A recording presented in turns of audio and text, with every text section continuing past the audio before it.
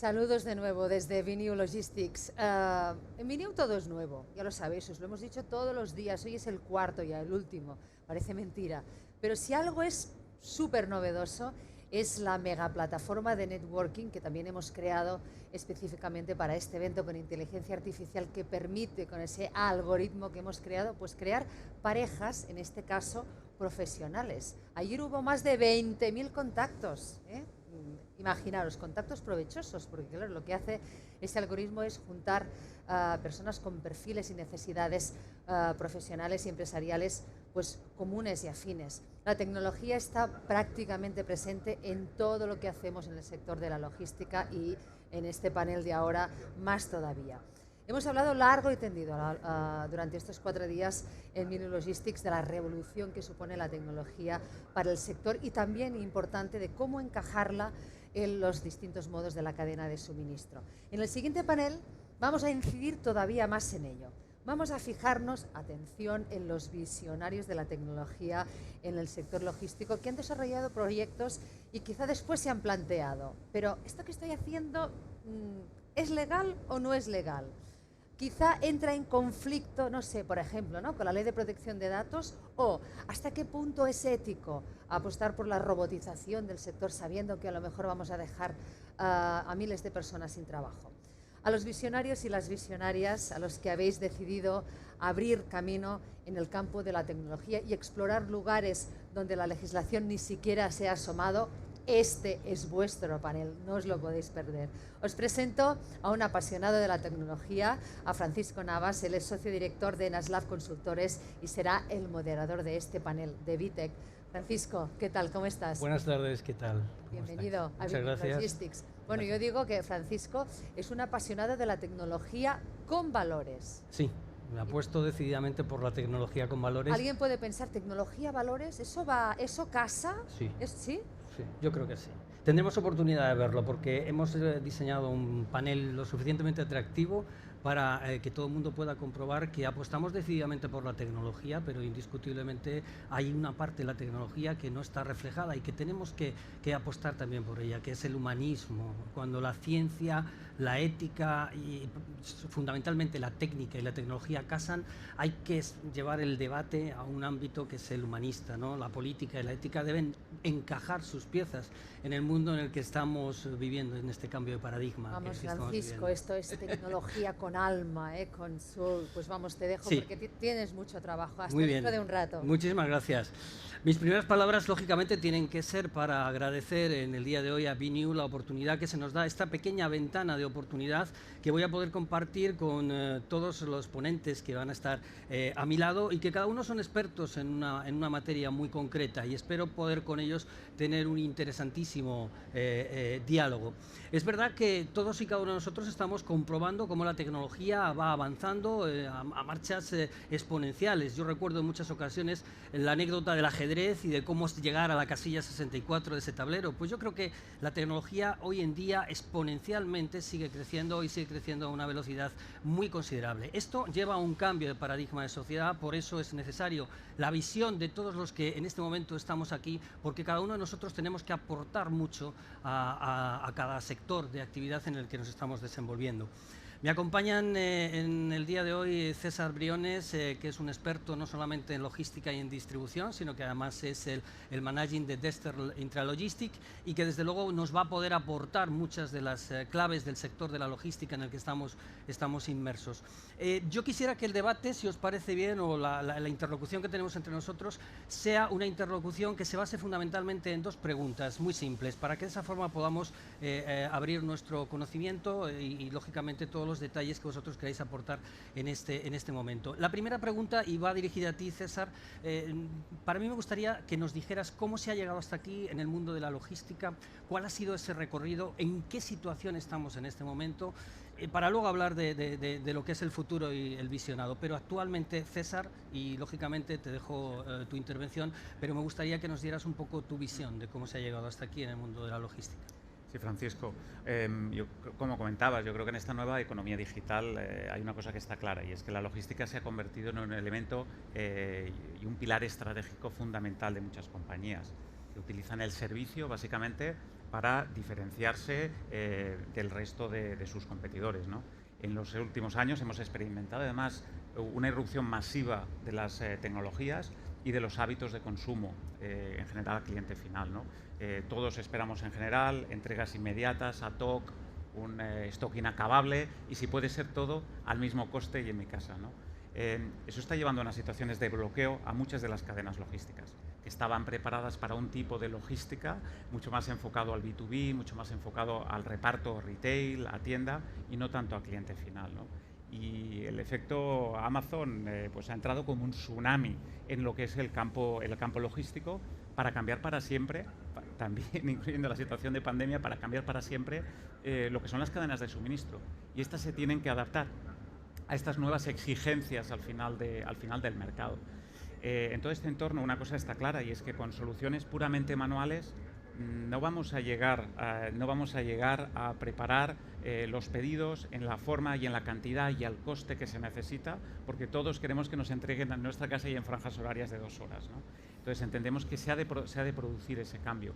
El gran cambio también a través de Amazon como referente es la introducción, en vez de la automatización basada en maquinaria pura, de robótica móvil, en un tipo de flota que sirve nuestros centros logísticos. Y eso está cambiando de una forma muy significativa. Por tanto, yo creo, y también pongo el guante encima de la mesa para el campo empresarial, básicamente, se trata de ver cómo utilizo esa tecnología que está disponible en el mercado para diferenciarme de alguna manera. No qué voy a hacer o cuándo, sino con qué solución, ¿no? Pero tengo que actuar de una forma inmediata, ¿eh? Qué importante ha sido la logística y la distribución que ha habido en nuestro país con el caso de la pandemia que hemos sufrido y el abastecimiento que hemos tenido en todos nuestros suministros vitales, ¿no? Y ahí tiene que jugar, estoy convencido, mucho el ámbito de la logística. Pero de la misma forma que nos comenta César lo que supone realmente las cadenas de distribución, los automatismos para las empresas, indiscutiblemente hay otra parte importante que es la que conlleva la financiación de todas estas cadenas de suministros y todo lo que en sí mismo lleva las inversiones. Hoy nos acompaña también con nosotros una persona, es Javier Tobal, es CISCO de la empresa Fintonic, que es una startup, pero tiene que decir también muchas cosas porque ha estado o tiene una referencia importante de cómo la tecnología ha invadido también el sector, invadido en el mejor sentido de la palabra, por supuesto, en el sector de las finanzas. Y en este sentido te haría la misma pregunta, Javier, ¿cómo hemos llegado hasta aquí en ese sector que realmente a través simplemente de una aplicación de un móvil podemos conseguir algo, financieramente hablando? ¿Cómo hemos llegado hasta aquí? ¿Cuál es la situación actual, Javier, en este sector? Bueno, el sector de las finanzas lo que arrastra o se ha visto involucrado es en la misma aceleración que la innovación tecnológica aplica al resto de los sectores. En ese sentido, las finanzas tienen una parte de evolución. Estamos aquí porque cada vez los procesos son más rápidos, cada vez prescindimos más del intermediario, cada vez hay más modelos de negocio que son directos entre el consumidor y el proveedor del servicio. Además, la tecnología permite que las transacciones o las operaciones financieras sean globales y sean casi instantáneas. El futuro será transacciones instantáneas, pero además la tecnología genera en los últimos años modelos disruptivos que han cambiado el paradigma financiero tradicional. Hay, por supuesto, la entrada de blockchain que permite hacer, dar certeza de transacciones sin la intermediación de un ente central que lo haga. Existen las criptomonedas, que todavía tienen una implantación no muy extensa, pero que desde luego es un cambio disruptivo. Aparecen en el sector financiero actores de dos tipos, pero sobre todo actores del sector financiero que no son bancos, con lo cual tienen un problema o una amenaza de cómo encajarlo en un entorno que tradicionalmente está muy controlado por un regulador.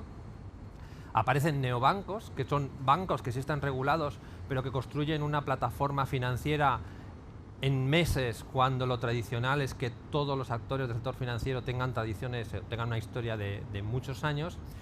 Y todo eso en un mundo en el cual la capacidad tecnológica permite procesar y manejar ingentes cantidades de datos casi a una velocidad que no nos imaginábamos. Con lo cual, el proceso financiero de valorar un aval, valorar la solvencia de una institución o de una persona, cambia de ser un modelo tradicional, digamos, pautado a ser un resultado de aplicar algoritmos complejos sobre multitud de datos que se están recopilando en ese mismo momento, que es un poco lo que hemos comentado.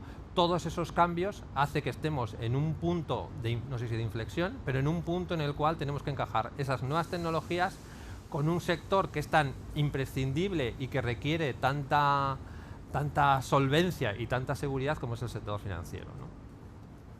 Indiscutiblemente habla Javier de datos, y yo creo que para hablar de datos en este momento también tenemos una persona con nosotros que nos acompaña, que es Elena Gil. Pero Elena Gil nos tiene que hablar no solamente de los datos y de la protección de datos que puede generarse en todos los ámbitos de empresa, también nos tiene que hablar mucho del Big Data, porque además ella ha sido premiada por la Agencia Española de Protección de Datos en una publicación que ha hecho sobre el Big Data y el mundo de los datos. Elena, yo también me gustaría preguntarte, como compañero, colega, jurista, aunque no de tu rama, pero indiscutiblemente admiro mucho esa rama, ¿cómo hemos llegado hasta aquí en el mundo de todo lo que es la protección de datos? ¿Tenemos una garantía de que todos los datos que en este momento están en ese Big Data, que se están multiplicando millones y millones por la red? Elena, ¿dónde estamos? ¿Cuál es la situación actual? Pues mira, a mí me parece que precisamente el ejemplo de Amazon representa muy bien todo este cambio, y estos días se está mencionando mucho Amazon porque indudablemente comenzó como una empresa de venta a través de Internet, pero de bienes físicos, cuyo mayor valor diferencial comenzó siendo la logística. Después de eso, indudablemente, todo el comercio online comienza a generar una serie de datos que en un primer momento son desechados porque es información que no se necesita más allá de terminar un cierto pedido, al que después se empieza a ver que se le puede atribuir un valor de la reutilización de esa información. Se puede aprender qué esconden esos datos.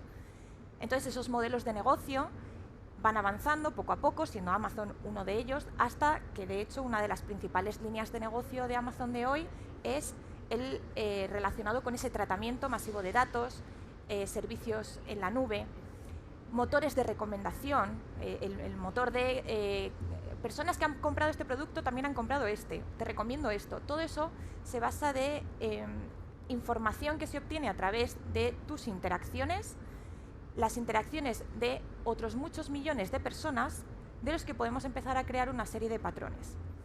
Nuestro derecho no estaba preparado hace años para todos estos usos que fueron muy nuevos y que no fueron previstos en un momento en el que la normativa de protección de datos anterior se había creado pues antes de la difusión de Internet o la utilización de Internet en masas, ¿no? Entonces el derecho se ha tenido que ir adaptando a estos modelos y creando unas reglas de juego que pretenden ser un poco equitativas. Pero el derecho no viene a crear restricciones, viene a crear unas reglas de juego que nos permitan a todos, primero, poder crear unos límites frente a abusos, nunca frente a tecnologías, y permitir el desarrollo de la tecnología, pero en un marco más ético. Entonces, en estos últimos años que hemos visto, se han reformado las normas de protección de datos, las normas que regulan todas las comunicaciones electrónicas, las transferencias internacionales de datos, y actualmente existen debates sobre normativa que tendrá que venir en el futuro. El problema del derecho es que solo surge con retraso. Una vez que la tecnología avanza, que empezamos a ver qué posibles riesgos puede crear, tenemos que asumir qué soluciones puede haber y después legislar. Entonces el derecho, bueno, pues tiene esa parte de que viene a posteriori, es una versión reactiva a un problema. Indiscutiblemente me gusta mucho el término que has utilizado de las reglas de juego, porque yo también apuesto decididamente porque el derecho tiene que ser el marco de dar las reglas de juego y cada uno de los actores luego aplicar las tecnologías o avanzar en la tecnología en la medida de sus posibilidades. Indiscutiblemente esto es, digamos, un poco el punto de partida de lo que vamos a tratar de comentar. Voy a volver a ti, César, porque yo creo que también es muy interesante que empecemos a diseñar qué es lo que nosotros creemos en base a los sectores en los que estamos trabajando que nos viene en un futuro próximo, porque yo comenzaba diciendo el cambio de paradigma es evidente, la transformación de estos primeros años del siglo XXI es manifiesta con respecto al siglo XX, y ahí hay que decir bastante, ¿no? Tecnológicamente en tu sector indiscutiblemente en el resto, pero César, en el sector de la logística y la distribución, ¿tendremos ese Internet de las cosas que nos permita un suministro prácticamente instantáneo? Bueno, es hacia donde tiende el sector, ¿no? Lo que pasa es que hay unos límites tanto tecnológicos como de coste, clarísimos, ¿no? Y luego, pues, indirectos, pues obviamente, pues a nivel de personal, trabajadores, etcétera, pues de los centros logísticos actuales, ¿no? Lo que sí que hemos experimentado, obviamente en los últimos años, con ese crecimiento de consumo en el e-commerce, con una tendencia clara al alza, pero es que con la pandemia lo único que ha pasado es acelerar. Yo lo he llamado, es un salto cuántico, hemos dado un salto de 3 o 5 años en el tiempo y ahora nos hemos encontrado que si la situación, retomando la explicación anterior, ya era compleja, es que ahora es crítica para muchas compañías que no pueden dar el servicio que espera el mercado y por tanto toca reaccionar. Y toca reaccionar normalmente mal y tarde porque el trabajo se tenía que haber hecho previamente. Muchas empresas están en este campo, logística y robótica, móvil en este caso, están, no te diría desesperados, pero realmente están en una situación en la que necesitan acciones inmediatas, ¿no? Necesitan acciones también porque pues, para poder preparar, ejemplo, para poder preparar pedidos con entregas en franjas horarias en gran ciudad, no te sirve un centro logístico en periferia situado a 40 kilómetros. Por tanto, ya empiezas a pensar, bueno, pues necesito centros mucho más cercanos a lo que es el consumidor, lo que se llaman los micro-fulfillment centers, centros o hubs de distribución o incluso de preparación de pedidos, que podrían ser unificados con un nuevo modelo de retail. Todos sabemos que nos hemos de replantear todos, no a través de la pandemia, sino ya previamente, cuál va a ser el valor añadido del retail. Y precisamente un centro logístico en el mismo retail es una de las vías que se están analizando, ¿no? Un campo clarísimo que abre también la tecnología en la logística, sobre todo la tecnología flexible y móvil, que es mucho más adaptable a escenarios de incertidumbre como el que estamos viviendo en muchos campos diferentes, es que precisamente da oportunidad a pymes, a empresas de un tamaño diferente, a empezar con inversiones de un tamaño más acotado, pero a competir con el servicio de los grandes. Y eso es algo que yo siempre animo a la pyme, me encanta, y estamos viendo que aproximadamente el 50% de los proyectos que se están generando a día de hoy son con pymes, con ambiciones y ganas de competir en servicio, que al final es lo que percibe el cliente, ¿no? Yo diría que básicamente los campos de evolución van en ese sentido, pero sobre todo a centros especializados en esta tipología de pedidos para precisamente, y ya redondeando y finalizando la respuesta a tu pregunta, pudiendo dar el servicio que el mercado demanda a día de hoy a nivel logístico. Indiscutiblemente, yo creo que todos nosotros vemos que la cadena logística, la cadena de suministros, el producto inmediato, vivimos en un cortoplacismo y buscamos rápidamente, ¿no?, el suministro cierto. Indiscutiblemente seréis parte del futuro de la humanidad, no solamente por las sociedades occidentales, sino por otros muchos aspectos en sociedades del tercer mundo, que no me gusta utilizar esa palabra, pero es verdad que están menos desarrolladas tecnológicamente y que el mundo logístico tiene que dar cobertura también a todo ello. Aquí es donde yo meto la parte mía humanista, que ya sabéis que me gusta bastante. Javier, lo mismo te pregunto, es decir, creo que ya lo hemos comentado tú y yo, el mundo financiero, tecnológicamente hablando, ¿dónde vamos? Esos campos nuevos del blockchain, de las criptomonedas, ya hay incluso en determinadas zonas de nuestro país que promociones inmobiliarias se pagan con criptomonedas. Esto es algo también un poco duro. ¿Habrá criptomonedas también para la cadena logística? ¿Habrá blockchain? ¿Será aplicable? ¿Qué piensa ahí el mundo financiero? ¿Qué dice? Bueno, blockchain ya hay ahora. Aquí, si pensamos en el futuro, lo que vemos es que las tendencias que hemos visto que se han iniciado en los últimos años van a seguir estando y van a progresar mucho más rápido. Blockchain ha llegado para quedarse porque da un rendimiento y da unas posibilidades que no existían antes. Las criptomonedas van a seguir existiendo y cada vez se usarán más. Y es posible que no se usen directamente criptomonedas por los usuarios finales, por las empresas finales, sino que haya intermediarios que aprovechen las criptomonedas para hacer transacciones en divisas, para hacer transacciones y operaciones internacionales, para que adelanten pagos basados en criptomonedas. Pero también habrá una integración mucho más fuerte entre los sistemas financieros y los otros sistemas logísticos, sistemas personales.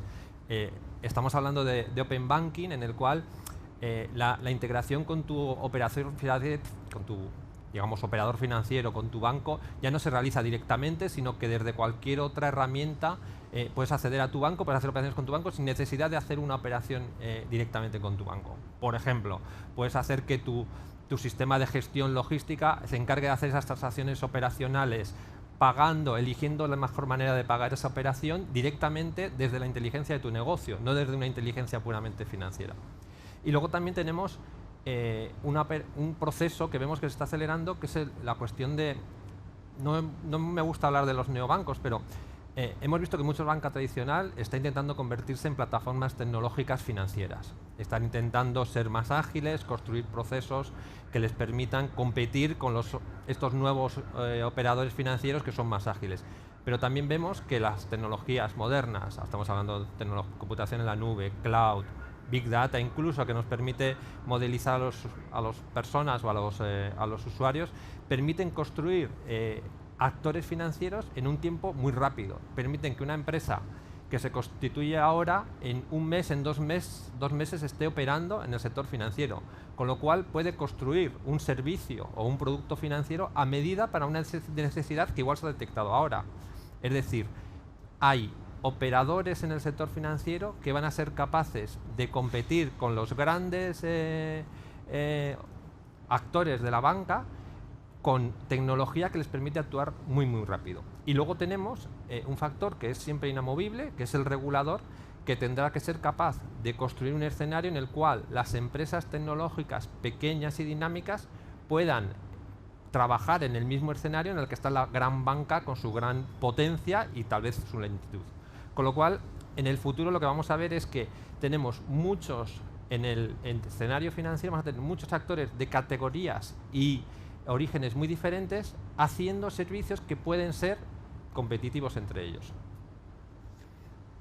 Leí hace muy poco, y esto quizá va un poco para ti, Elena, que Amazon Go en Estados Unidos ya tiene opción a pagar con la palma de la mano. Claro, la palma de la mano, Elena. Volvemos a la protección de datos.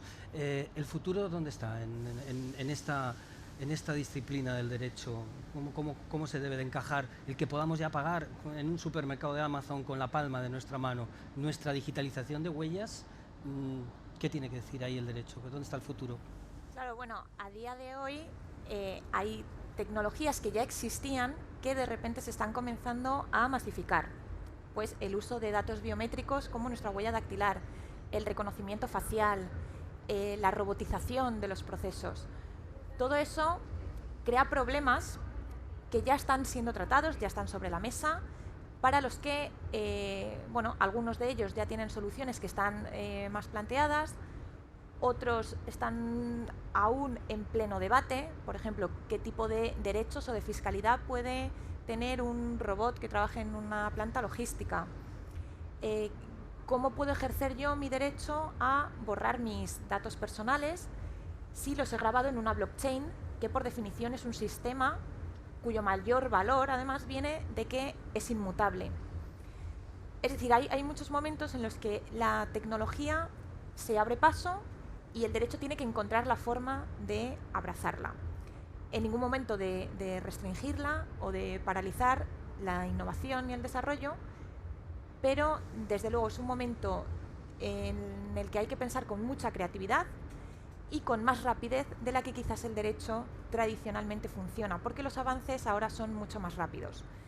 En muchas de estas materias, además, el derecho viene de la Unión Europea, en la que hay que poner de acuerdo a casi 30 Estados miembros con diferentes intereses, industrias. Entonces, en ocasiones, la regulación no va a ser y no podrá ser la única solución. En ocasiones tendremos que acudir a mecanismos más dinámicos, por ejemplo, la elaboración de códigos de conducta o de mecanismos de certificación, hacia donde parece que cada vez acudimos más. Y bueno, que quizás puedan ser una vía intermedia hasta que llegue a cristalizar en una norma jurídica. Mojémonos en este momento acerca de si la tecnología y el alcance de la tecnología tiene que ser exponencial. Yo, de mi opinión, me mojo, creo que sí. Pero hablemos de las restricciones, muy brevemente. César, en el sector tuyo, ¿restricciones, sí o no? Como comentaba Elena, yo creo que la automatización y robotización, donde sea necesaria y cuando sea necesaria y de forma progresiva y parcial. Hemos de ser conscientes de la situación que tiene una empresa, se ha de analizar, se ha de ver cuál es su futuro, realizar una apuesta clara, estratégica hacia sistemas que sí o sí son necesarios, y lo estamos viendo en otros países. Estamos viendo otros países como Estados Unidos y China, en el caso de China, por ejemplo, que están automatizando absolutamente como locos con 1.000 millones de chinos. Y eso es simplemente porque antes movían una caja y a día de hoy abren esa caja y mueven las 50 unidades. Y no hay gente suficiente en el país para realizar esa tipología de pedidos. Y todos como consumidores queremos esa tipología de pedidos. Y por tanto, toca automatizar, pero de una forma progresiva, donde toque y con tecnologías que nos permitan esa escalabilidad en general. Javier, mójate. No lo sé, la verdad que no lo sé. Yo estoy más por lo que decía Elena.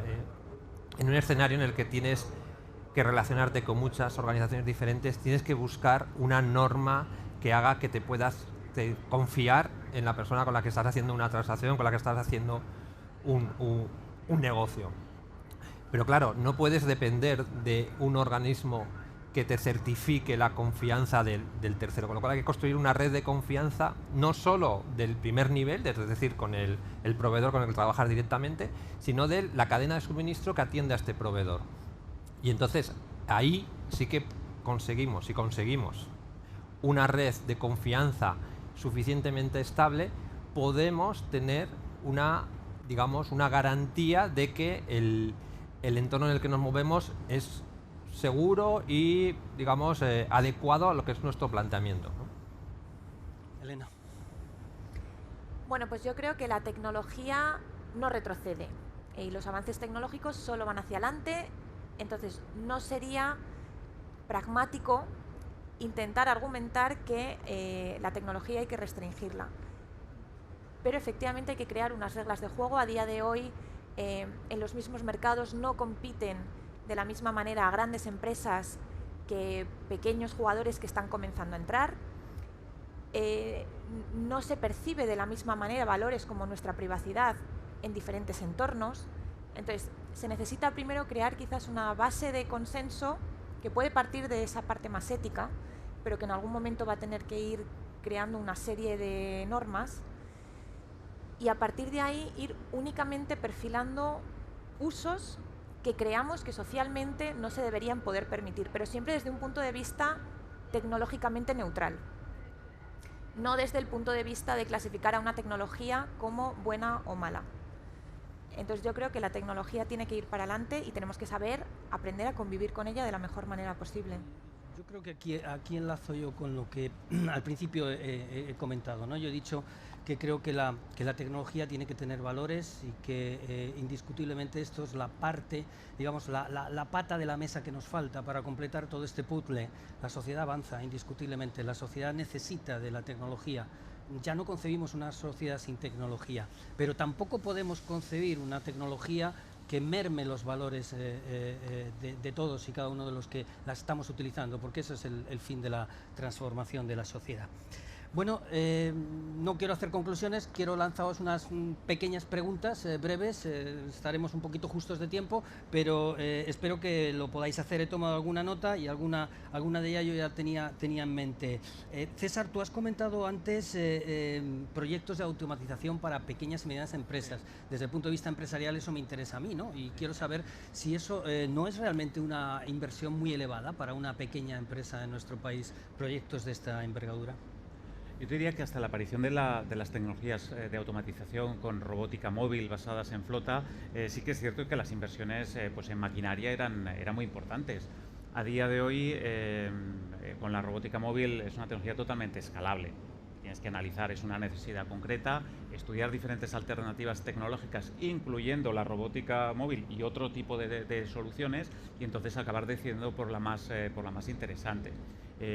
Una vez tienes la solución, la financiación la puedes realizar propia, puedes buscar financiación externa. O sea, esa realmente lo puedes pasar como una inversión o como un CAPEX, o lo puedes pasar por un OPEX, ¿no? Que es una opción muy interesante también para la empresa más pequeña, ¿no? Entonces, lo que sí que estamos viendo, como comentaba, es que el 50% aproximadamente de los proyectos que tenemos encima de la mesa es con pymes, realizando unas apuestas importantísimas y con decisiones muchas veces más rápidas que las multinacionales, porque tienes un contacto muy directo con la propiedad y toman unas decisiones rápidas e inmediatas, ¿no? En el campo financiero, brevemente, ¿tenemos garantía absoluta? ¿Hay una ciberseguridad para todas estas operaciones? Hombre, tiene que haberla. Tiene que haberla. Eso es un axioma. No podemos estar en un entorno en el cual las empresas, las organizaciones, los particulares no tengan garantía de que están en un entorno seguro. Y ahí hay que trabajar en dos líneas. La primera es certificar vía norma, vía entidad certificadora, que la persona con la que haces un negocio es seguro. Y luego hay que construir, y estamos en ello, pero es difícil, hay que construir defensas que abarquen a todos los sectores. Es decir, que la ciberseguridad no sea responsabilidad de una sola organización, sino que todas las organizaciones que estén en un mismo sector, aunque sean competidoras entre ellas, puedan colaborar para evitar que se introduzcan en el mercado y en el entorno o en la red, por decirlo de modo más genérico, actores que son claramente perjudiciales para el entorno. Y para eso es imposible competir, por muy grande que sea una organización, no puede competir una organización sola. Hay que construir mecanismos para que la defensa del mercado, la defensa de la red, se comparta entre todos los actores legítimos de esa red. Elena, hablabas antes del marco regulador, pero de las reglas de juego. Hablemos un momento de los códigos éticos, eso que está también muy de moda y que muchas empresas, lógicamente, es parte estructural incluso de sus propios compliance. ¿El código ético es una solución a todo el tema de privacidad, datos, etcétera? Pues bueno, la creación de códigos éticos tiene pros y contras. Por un lado, yo le veo una parte positiva indiscutible, que es que son mucho más ágiles y pueden estar mucho más adaptados a una realidad de una empresa en concreto, pueden ser sectoriales. Entonces yo creo que es un medio más ágil que la creación del derecho. Por otro lado, no hay que perder de vista que los códigos éticos, al no ser derecho, no es norma cuyo incumplimiento conlleve una sanción. Y esto es muy peligroso porque podemos tender a basarnos únicamente en códigos éticos de los que nadie se responsabilice y que al final queden en papel mojado. Entonces también hay que estar un poco vigilantes a posibles tendencias de empresas que llevan años en el punto de mira de los reguladores, que parecen argumentar que la regulación es negativa, es muy compleja, que la tecnología no se puede regular, pero que sí parecen apuntar más a códigos éticos. Entonces hay que alcanzar un balance de intereses y no dejar todo a la autorregulación, porque es posible que al final se quede un poco en la desregulación. Pero con ese balance de intereses me parece que un código ético puede tener un potencial muy importante en los próximos años. César, un código ético, dice Elena, con buen criterio, pero planteemos una cosa en el mundo de la logística. ¿Qué pasa con los operarios ante sistemas de automatización? ¿Se salvaguardan sus derechos? ¿Se cambian? ¿Qué pasa? Yo diría que en primer lugar es un mito que con la automatización en la revolución digital y en el entorno de la logística se pierdan empleos de una forma directa, ¿no? Y hay muchos ejemplos en el mercado donde se ve que eso es así, ¿no? Las empresas que están realizando apuestas más grandes en automatización es porque tienen necesidad de crecer. Y para crecer necesitan ayudarse como medio y no como fin de la tecnología y de la robotización. Esa sería un poco la conclusión. Lo más habitual es que yo tenga que trabajar mucho más y preparar muchos más pedidos cada vez más complicados y que suponen mucho más trabajo, y para eso utilizo la robotización. Y en muchos casos necesito incluso contratar más personal donde cada uno, tanto la parte robótica como la parte humana, cada uno aporte su valor. Por lo tanto, podemos decir siempre que la automatización, el mito que tú bien estás comentando, es falso, de que la automatización va a quitar fuerza de trabajo, ¿no? Sobre todo, pero la va a especializar. Sí. Sobre todo en la época en la que estamos viviendo. En revoluciones anteriores industriales, obviamente, había otro tipo de consecuencias. A día de hoy, de todas maneras, a la larga han sido siempre positivas. Yo hablo del corto plazo, Al corto plazo, a día de hoy, seguimos necesitando a los operarios. Necesitamos operarios que realicen otro tipo de trabajo. Yo realmente no estoy nada a favor de la esclavitud. Y yo me doy cuenta, por ejemplo, que en los almacenes habituales, tradicionales, totalmente manuales, esclavitud, pseudoesclavitud, estamos hablando de salarios absolutamente mínimos, andar 20 kilómetros al día y mover 20 toneladas al día. A mí realmente no me parece un trabajo demasiado apetecible. Entonces hemos de dejar a las máquinas que hagan cierto tipo de trabajo y los humanos centrarnos en otras, con mayor valor añadido. Pero podemos perfectamente formar al equipo existente para subir un grado en el nivel. Yo no me voy de aquí sin preguntar algo, como apasionado de la tecnología que soy, que es la computación cuántica. Esto que de repente ha irrumpido en el panorama y que no sabemos si eso puede dejar completamente obsoleto a los actuales modelos computacionales que existen en este momento. Pues la verdad es que no lo sabemos. La computación cuántica ahora mismo está en fase de construcción, ¿no? Es decir, ahora está en el modelo en el cual hay un problema y se están construyendo ordenadores cuánticos que, aprovechando la tecnología, pueden resolver estos problemas. Pero nos falta todavía unos años, no muchos, para que esa tecnología esté disponible de forma más democrática, que haya más empresas, más personas con mentalidad innovadora que puedan acceder a ordenadores cuánticos para buscar innovaciones en la aplicación de esta tecnología. Lo que ahora tenemos claro es que hay digamos, soluciones computacionales, por decirlo un poco abstractamente, que en la computación cuántica se resuelven en, pongamos una escala de tiempo, segundos, cuando antes se resolvían en días. Eso va a afectar a muchas cosas. Sabemos que va a afectar al cálculo de modelos climáticos, cálculo de modelos financieros, cálculo de modelos demográficos, pero ahora están construidos esos ordenadores para resolver esos modelos. Con lo cual estamos, digamos, en la senda conocida, aunque estamos desarrollando la tecnología, estamos en la senda conocida. Lo que no sabemos es lo que va a pasar cuando un challenger, un outsourcer, alguien de fuera de la tecnología, vea la computación cuántica como una oportunidad para hacer algo de lo que no esperamos. Sabemos, por ejemplo, hemos hablado antes de blockchain, sabemos, por ejemplo, que habrá algunos algoritmos criptográficos que no resisten la computación cuántica. Con lo cual ya tenemos una tarea, que es ver todos esos algoritmos que estamos aplicando que no son resistentes a la computación cuántica, sustituirlos por algoritmos que son resistentes a la computación cuántica.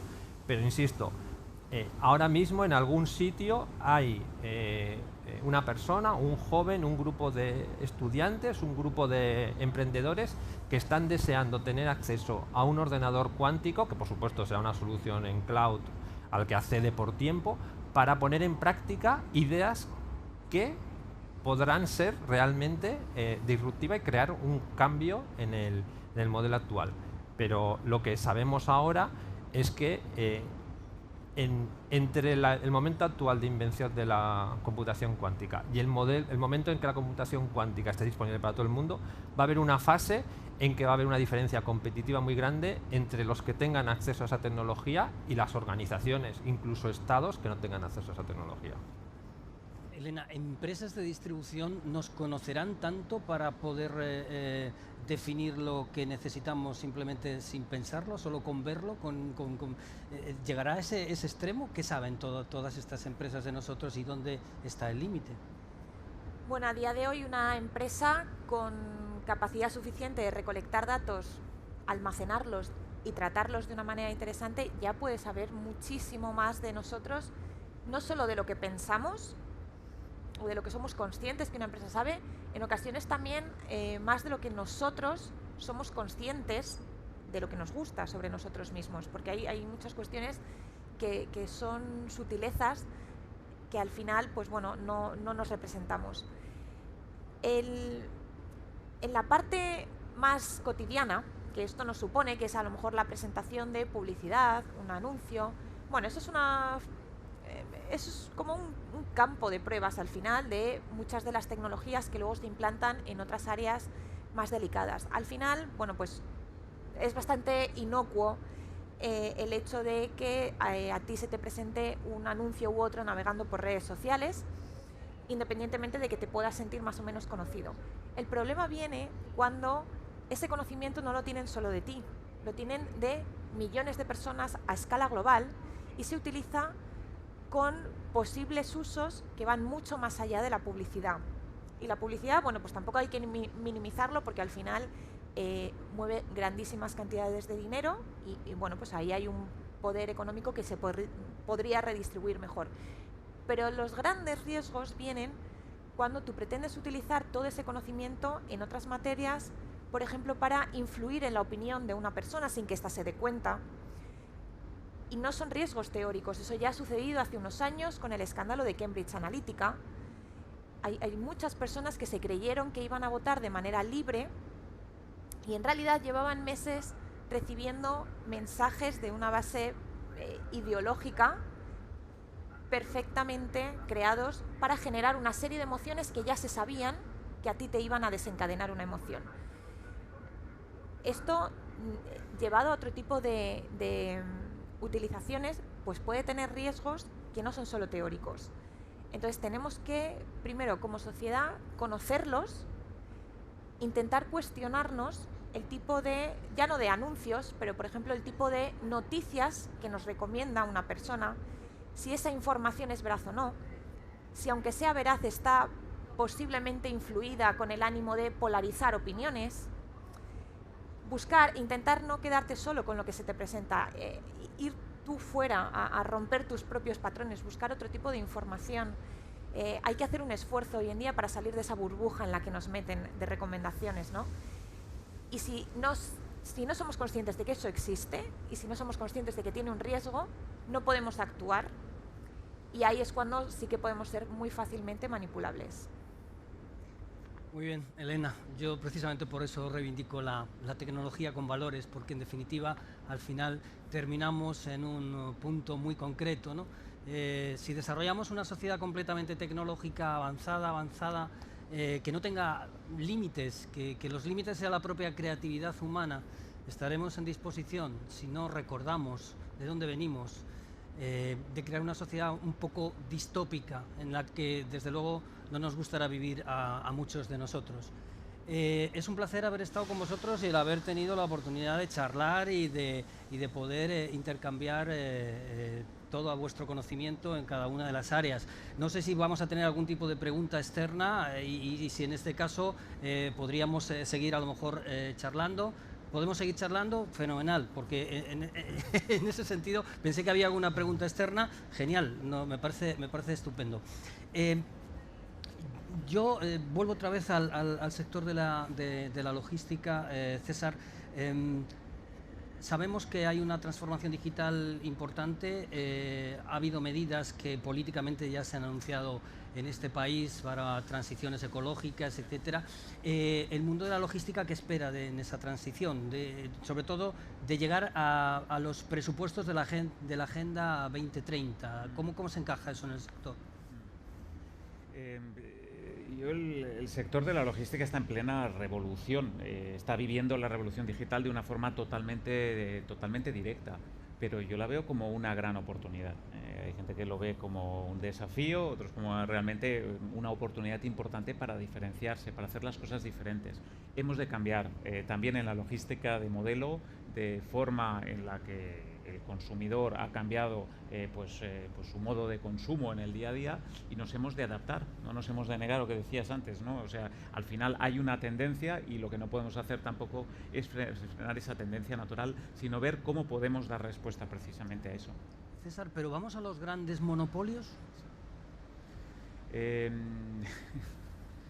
Una pregunta compleja, ¿no? A nivel ahora para responder en un foro de esta temática, ¿no? Lo que sí que estamos viendo es que, como siempre, el pez gordo, o el pez pequeño corre el riesgo de ser devorado por el pez gordo, ¿no? Y que los grandes players, los grandes actores dentro del mundo de la distribución tienen una ventaja muy importante en ese campo. De todas maneras, la amenaza viene desde fuera. La amenaza desde fuera, hablando al tipo empresarial, ¿no? El referente en la distribución a nivel mundial viene de fuera y ha venido muy fuerte para implantarse. Las empresas de distribución local o a nivel del marco europeo tendrán que reaccionar en algún momento de una u otra forma para competir a un mismo nivel. Esos grandes, que incluyen desde los grandes centros logísticos hasta los activos dentro de las grandes ciudades, van a tener mucho que decir en los próximos años, pero con apuestas claras y decididas.